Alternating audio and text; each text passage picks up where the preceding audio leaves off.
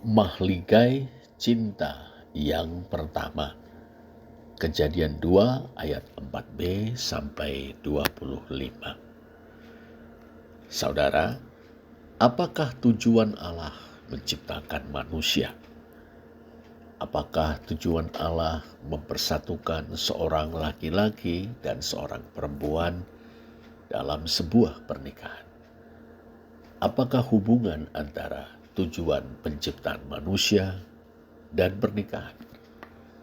Bagaimana Allah memandang kedudukan laki-laki dan perempuan dalam rumah tangga yang dibangun melalui pernikahan itu? Bagaimana seharusnya suami memandang dan memperlakukan istrinya? Demikian juga sebaliknya. Mari kita coba menjawab pertanyaan-pertanyaan ini dengan menggali kembali Kejadian 2 ayat 4b sampai 25. Suatu kisah yang tidak asing bagi kita, namun berisi pesan-pesan yang menantang cara berpikir kita tentang pernikahan dan rumah tangga. Saudara, kisah Mahligai cinta yang pertama atau istana cinta yang pertama, sebagaimana kita baca dalam Kejadian 2 ayat 4b sampai 25, dapat kita bagi ke dalam atau menjadi 5 babak. Masing-masing babak meliputi satu paragraf yang mengandung pokok pemikiran tertentu. Kita mulai dengan babak pertama, Allah menjadikan manusia. Dalam Kejadian 2 ayat 4b sampai 7 kita membaca, ketika Tuhan Allah menjadikan bumi dan langit, belum ada semak apapun di bumi, belum timbul tumbuh-tumbuhan apapun di padang, sebab Tuhan Allah belum menurunkan hujan ke bumi, dan belum ada orang untuk mengusahakan tanah itu. Tetapi ada kabut naik ke atas dari bumi dan membasahi seluruh permukaan bumi itu. Ketika itulah Tuhan Allah membentuk manusia itu dari debu tanah dan menghembuskan nafas hidup ke dalam hidungnya. Demikianlah manusia itu menjadi makhluk yang hidup. Saudara, bisa kita bayangkan bumi dalam bahasa Ibrani haaretz belum bersemak. Tumbuhan apapun belum timbul, belum tumbuh. Dalam bahasa Ibrani tumbuh samah. Tumbuhan apapun belum tumbuh atau timbul di padang hasade, dataran terhampar luas. Namun sejauh mata memandang, gersang, tandus. Itulah keadaan ketika Tuhan Allah, Yahweh Allah, menjadikan bumi dan langit. Mengapa? Pertama, Tuhan belum menurunkan hujan ke bumi. Kedua, belum ada orang yang mengusahakan atau mengerjakan, bahasa Ibrani abad, tanah itu. Jadi ada 2 faktor di balik gersangnya muka bumi. Ada faktor ilahi, ada faktor insani. Sebelum Tuhan menurunkan hujan ke bumi, tiada semak dan tumbuhan di sana. Ini faktor ilahi. Tapi sebelum ada orang atau manusia, Adam, bahasa Ibrani, yang mengusahakan alat tanah atau ha'adamah, tetap gersanglah bumi itu. Ini faktor insani. Hujan dari Tuhan dan manusia yang mengusahakan tanah sama-sama pentingnya. Tersirat namun jelas. Ekologi adalah urusan bersama yang melibatkan Allah dan manusia.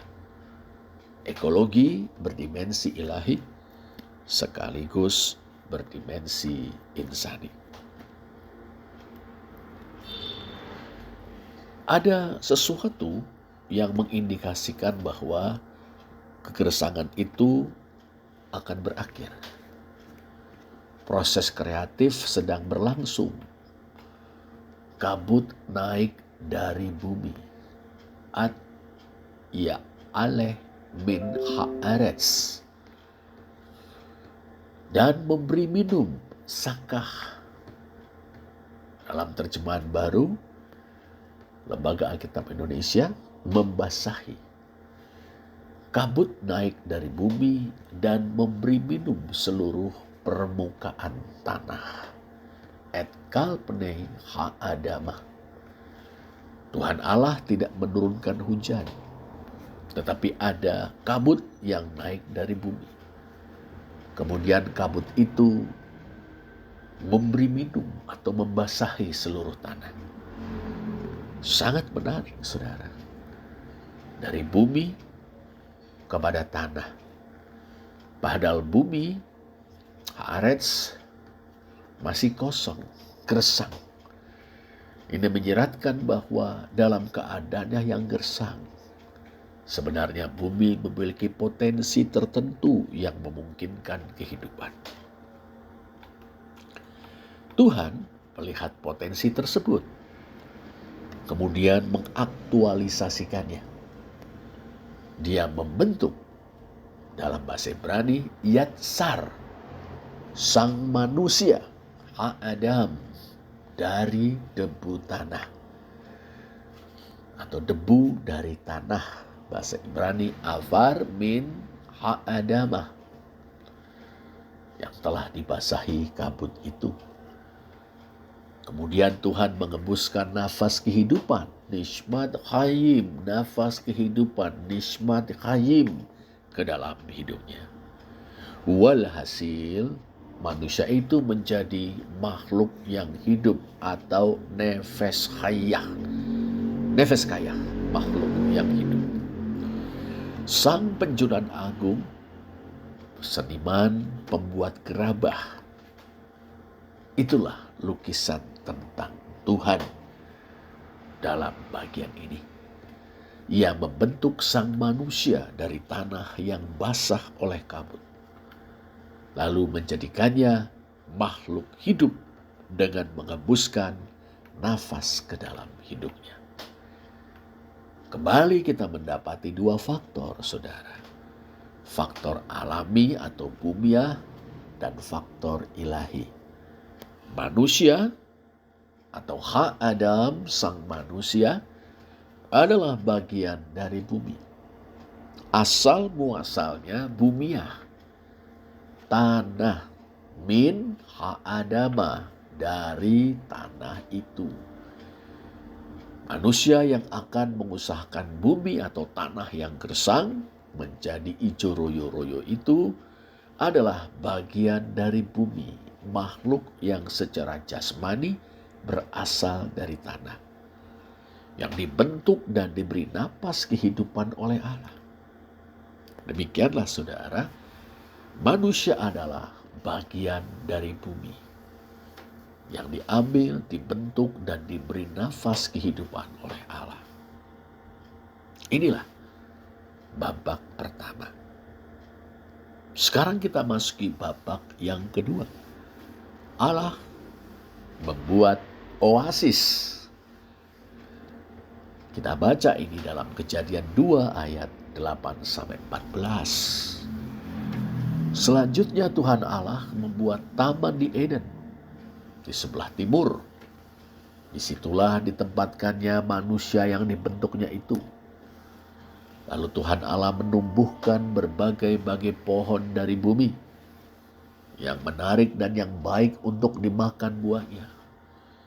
Dan pohon kehidupan di tengah-tengah taman itu, serta pohon pengetahuan tentang yang baik dan yang jahat. Ada suatu sungai mengalir dari Eden untuk membasahi taman itu. Dan dari situ sungai itu terbagi menjadi 4 cabang. Yang pertama namanya Pison, yakni yang mengalir mengelilingi seluruh tanah Havila, tempat emas ada. Dan emas dari negeri itu baik. Di sana ada damar, bedolah, dan batu krisopras. Nama sungai yang kedua ialah Gihon, yakni yang mengalir mengelilingi seluruh tanah Kush. Nama sungai yang ketiga ialah Tigris, yakni yang mengalir di sebelah timur Asyur. Dan sungai yang keempat ialah Efrat. Saudara, setelah manusia yang akan mengusahakan bumi atau tanah itu ada, Tuhan membuat taman, gan dalam bahasa Ibrani, gan, taman. Di Eden, di sebelah timur, Mikedem di sebelah timur, suatu lokasi di muka bumi. Di taman itu, Tuhan menumbuhkan berbagai-bagai pohon dari tanah. Bahasa Ibrani, min ha'adamah. Menarik. Sang manusia atau ha'adam dibentuk Allah. Min ha'adamah, dari tanah. Berbagai jenis pohon ditumbuhkan Allah juga min ha'adamah. Baik sang manusia maupun pepohonan adalah bagian dari bumi, berasal dari tanah. Tersirat namun jelas. Ada suatu kesamaan dan asal-usul hakiki antara manusia dan tumbuh-tumbuhan. Sebagaimana halnya pepohonan, manusia dilahirkan dalam tanda petik oleh ibu pertiwi atau bumi. Nah, ada 3 jenis pohon kita temukan di taman tersebut. Pertama, pohon-pohon yang sedap dipandang dan baik untuk dimakan buahnya. Nehmat lamar'eh wataf lama'akal. Nehmat lamar'eh wataf lama'akal. Diterjemahkan dalam bahasa Indonesia oleh LHI, yang menarik dan yang baik untuk dimakan buahnya. Kedua, pohon kehidupan yang ada di tengah taman. Etz hakayim betok hagan. Etz hakayim, pohon kehidupan. Betok hagan, di tengah taman. Terjemahan LHI, pohon kehidupan yang ada di tengah-tengah taman itu. Ketiga, pohon pengetahuan tentang yang baik dan yang jahat. Etz hada atof wara. Etz hada atof wara. Yang agaknya juga ada di tengah-tengah taman. Sebuah pohon itu, saudara, seperti halnya sang manusia, lahir dari kandungan ibu yang sama, yakni bumi atau tanah. Semuanya tercipta dari kreativitas tangan yang sama, yakni Tuhan, Sang Penjunan Agung, Sang Pembuat taman.